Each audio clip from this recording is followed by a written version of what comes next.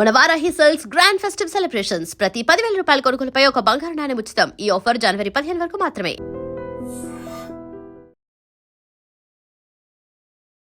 మీరు hot ladies and gentlemen, boys and girls and my dear నిబ్బీస్ and నిబ్బాస్, welcome to our channel. నేను ప్రియదర్శన్, నాతో పాటు ఎవరున్నారంటే ఇప్పుడు వెళ్ళిపోయిన వర్షాకాలానికి వస్తున్న శీతాకాలానికి వెచ్చదనాన్ని ఇవ్వగలిగిన ఏకైక హాట్ బ్యూటీ అనమాట. సిజిలింగ్ హాట్ అంటూ ఉంటారు చాలామంది.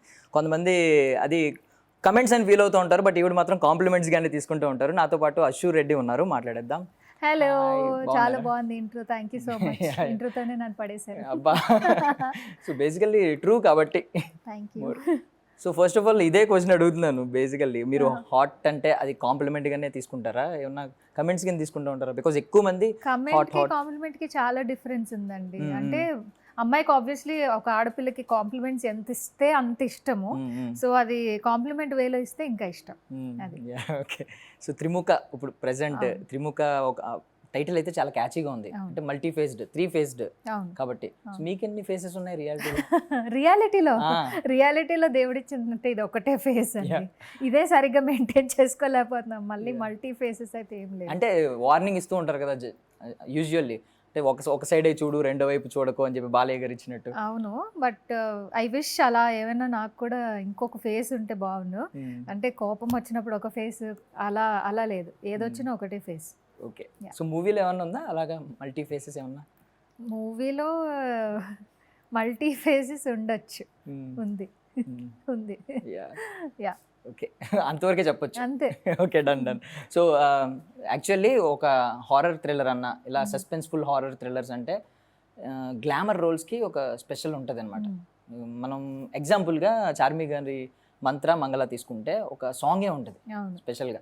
సో ఇక్కడ మీరు తీసుకున్నారు కాబట్టి మిమ్మల్ని, సో మేమైతే ఏదో ఒక ఎక్స్పెక్టేషన్స్ ఉంటాయి కాబట్టి ఆడియన్స్లో ఏమన్నా సాంగ్, ఏమన్నా స్పెషల్ సాంగ్ అంటే మూవీ మొత్తంలో గ్లామర్ పార్ట్ వేరు వేరు సెగ్మెంట్స్ కేటగిరీస్ లాగా ఉన్నది. బట్ ఏంటి అంటే ఇది కంప్లీట్ ఒక ఇంట్రెస్టింగ్ స్టోరీ. ఈ స్టోరీలో జనాలు ఒక్క దగ్గర డీవియేట్ అవుదాము అన్నా సరే ఎక్కడ డీవియేట్ అవ్వకుండా నీట్గా ఓన్లీ స్టోరీ పరంగా ఏది కావాలో అదే తీశారు. సో ఏదో స్టోరీని హైప్ చేద్దామని ఎక్స్ట్రా యాడ్ చేసి, లేకపోతే లో చేద్దాము, ఇది ఫ్లాట్ చేద్దామని చెప్పి తక్కువ కంటెంట్ అలాంటిది కూడా ఏం లేదు. సో అంతా ఎలా కావాలో వాళ్ళకి అలా తీసుకున్నారు. సో బట్ మిమ్మల్ని పిక్ చేసుకున్నారంటే మేము ఏమనుకుంటాం అంటే మీరు కొంచెం దేనికి రెస్ట్రిక్షన్స్ ఎక్కువ పెట్టరు నాకు తెలిసి. డైరెక్టర్ని పెద్దగా రెస్ట్రిక్ట్ చేసి ఇదే చేస్తా, ఇది మాత్రం చేయను అని చెప్పి ఓపెన్గానే ఉంటారు. ఏదైనా ధైర్యంగా చెప్తారు, బోల్డ్గా ఉంటారు. కాబట్టి మిమ్మల్ని తీసుకున్నారంటే ఒక ఏదైనా స్పెషల్ ఒకటి ఉంటుంది, గ్లామర్ రోల్ కూడా ఉంటుంది, ఒక గ్లామర్ డోసేజ్ ఉంటుంది ఆడియన్స్కి అని చెప్పి. ఏమోనండి, ఇప్పటి వరకు మేము షూట్ చేసిన దాంట్లో నాకు ఇది కంపల్సరీ నువ్వు ఇది చెయ్యాలి, ఇలానే కావాలి అని మా డైరెక్టర్, మా టీం ఎవరు అడగలేదు. నేను చేయను ఇది అని. అది అంతవరకు అయితే ఏ కాన్వర్సేషన్ రాలేదు. సో ఇప్పటి వరకు మేము షూట్ చేసిన దాంట్లో సినిమాకి స్టోరీకి సంబంధించే ఉన్నాయి, కానీ ఒక గ్లామర్ షార్ట్స్ ఇది అది అని అయితే ప్రస్తుతానికి ఏం లేవు. మేబీ ఇంకో స్కెడ్యూల్ ఉంది. సో ఆ స్కెడ్యూల్లో ఏమైనా ఫినిష్ అయితే అవ్వచ్చు. ఓకే. సో చాలామంది డైరెక్టర్స్ని చూసి వాళ్ళతో ట్రావెల్ అయ్యి కొంచెం క్లోజ్గా అబ్జర్వ్ చేసి ఉంటారు మీరు షూటింగ్స్లో. సో రాజేష్ గారి విషయానికి వస్తే ఒక డెబ్యూటెంట్. సో ఆయనలో ఏంటి ఒక యూనిక్నెస్ ఏమైనా కనిపించిందా మిగిలిన డైరెక్టర్స్ అందరితో కంపేర్ చేస్తే? అంటే వర్క్ చేస్తున్నప్పుడు సెట్లో కంప్లీట్గా ఆయన వర్క్ డెడికేటెడ్. అంటే ఫస్ట్ వచ్చినప్పుడు నేను ప్రూవ్ చేసుకోవాలి, లేకపోతే ఇది నా ఫస్ట్ మూవీ, నాకు ఒక అవకాశం ఇచ్చారు, ఇందులో నా టాలెంట్ ఏంటి, నేను ఎంతవరకు నా ప్రోడక్ట్ ఎంతవరకు రిజల్ట్ని జనాలకి బాగా చూపించగలుగుతాను అనేది ఆయన దాంట్లో క్లియర్ విజన్ ఉంది ఆయనకి. నాకు ఇది కావాలి, ఈ సీన్లో ఇంత పర్టికులర్గా ఆ సీన్లో ఉన్నది పెద్ద ఆర్టిస్ట్ అన్నా, చిన్న ఆర్టిస్ట్ అన్నా, లేకపోతే ఇప్పుడు వస్తున్న అప్కమింగ్ వాళ్ళన్నా ఆయనకి సంబంధం లేదు. సరిగ్గా రాకపోతే మళ్ళీ రీషూట్, అంతే, మళ్ళీ చేయాలి. సో ఆ షార్ప్నెస్, ఆ క్రిస్ప్నెస్ ఉంది ఆయనలో. సో అదే ఒక డెబ్యూటెంట్గా ఆబ్వియస్లీ వాళ్ళకి అప్రూవ్ చేసుకోవాలని ఉంటుంది కాబట్టి దట్ ఐ హావ్ సీన్.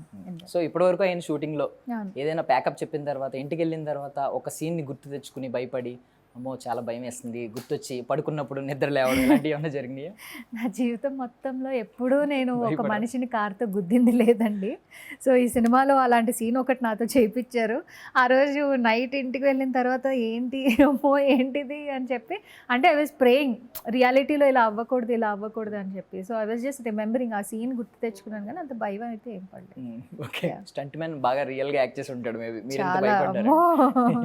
చాలా. ఓకే. సో యోగేష్ గారి విషయానికి వస్తే, సో ఆయన యాక్టర్గా, ప్రొడ్యూసర్గా ఆన్ ఏ స్కేల్ ఆఫ్ 5 ఎంత ఇస్తారు? ఆన్ ఏ స్కేల్ ఆఫ్ 5 5 వరకు ఎందుకు పెట్టారు స్కేల్? అంటే ఎక్కువ పెడితే మీరు ఇంకా ఎక్కువ ఇచ్చేస్తారని చెప్పి. సో ఆబ్వియస్లీ ఆయనకు కూడా ఇది ఒక ఫస్ట్ మూవీ అండ్ ఆయన ఆబ్వియస్లీ మన అందరికీ తెలుసు దట్ యుఎస్ నుంచి వచ్చారు అండ్ అక్కడ నుంచి వచ్చిన వాళ్ళు ఎస్పెషల్గా ఇక్కడ వాళ్ళతో కంపేర్ చేస్తే దే ఆర్ మోర్ ప్యాషనెట్. అక్కడ ఉన్న ఆల్రెడీ ఎగ్జిస్టెన్స్ సెటిల్ అయిపోయిన లైఫ్ని వదులుకొని ఇక్కడ వచ్చి మళ్ళీ ఫస్ట్ నుంచి స్క్రాచ్ నుంచి స్టార్ట్ చేయాలి ఇండస్ట్రీలో అంటే it's a very big thing. So ఆయనలో ఏంటంటే సీరియస్నెస్, నేను ఒకటి ప్రూవ్ చేసుకోవాలి, నాకు ఒక అవకాశం దొరికింది, ఒక డైరెక్టర్, ఒక టీమ్, ఒక ప్రొడక్షన్ అండ్ నాకు ఒక స్లాట్ దొరికింది, ఈ సినిమా ఈ టైంలో ఫినిష్ చేయాలి అనే స్లాట్ దొరికింది. So he's very serious about what he wants. ఈ స్క్రిప్ట్ వైజ్ కానీ లేకపోతే in choosing the characters also he's very serious. And ఎక్కడ ఐ ఫీల్ ఏంటంటే ఒక 90sలో ఒక ప్రొడక్షన్ టీమ్ ఎంత స్ట్రిక్ట్గా పనిచేసే వాళ్ళు, లైక్ ఎక్కడ ఒక బ్రేకేజ్, ఒక డ్యామేజ్ లేకుండా, అంటే ఏ విషయంలోనే కాంప్రమైజ్ లేదనమాట. Like anything, let it be artist payments అవ్వనివ్వండి, లేకపోతే లంచ్ టైం అవ్వనివ్వండి, ఏదన్నా సరే ఆన్ టైమ్. సో యుఎస్ వాళ్ళు నాకు అదే స్కెడ్యూల్ అక్కడ గుర్తొచ్చింది. సో వీళ్ళు ఏంటంటే 1 to 2 లంచ్ బ్రేక్. సో ఖచ్చితంగా 12:55కి ఏదైతే సీన్ చేస్తున్నారో అది ప్యాకప్ అయిపోవాలి ఆ టైంకి. So 1 o'clock lunch break. అలా టైమింగ్స్ కానీ anything, everything is so perfect with him. So అక్కడ నుంచి వచ్చేటప్పుడే ప్రొడ్యూసర్గా ఇన్బిల్ట్ అయిపోయి వచ్చేసారు అంటారు ఇప్పుడు. అన్ని మైండ్లో పెట్టుకొని చాలా క్లారిటీగా ఉన్నారు ఆయన. ఓకే. సో యాక్టర్గా కూడా అదే అంటున్నాను, మిక్స్డ్ చెప్తున్నాను కదా. ప్రొడ్యూసర్గా ఎలా అయితే ఆయన కంప్లీట్లీ ఇన్వాల్వ్ అయిపోయి ఈ సెగ్మెంట్ ఇది, వీళ్ళకి ఇంత బడ్జెట్ అని చెప్పి ఇలా సెగ్రిగేట్ చేసుకున్నారు, యాక్టర్లా కూడా అంతే. He wants to prove himself. So which he is very good at doing that.